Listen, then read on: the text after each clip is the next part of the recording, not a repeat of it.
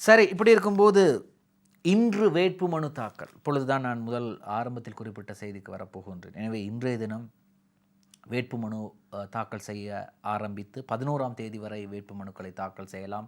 வேட்புமனுக்கள் யாராகவும் எவராகவும் எந்த மாவட்டத்திலும் எந்த சுயேட்சை குழுவாகவும் எந்த அரசியல் கட்சியாகவும் வேட்புமனுவை தாக்கல் செய்யலாம். அதில் எந்த பிரச்சனையும் இல்லை. ஆனால் அந்த வேட்புமனுக்களில் இருந்து இந்த பாராளுமன்றத்திற்கு தேவையான 225 பாராளுமன்ற உறுப்பினர்களை தெரிவு செய்ய வேண்டியது வாக்காளர்களாகிய எமது கடமை.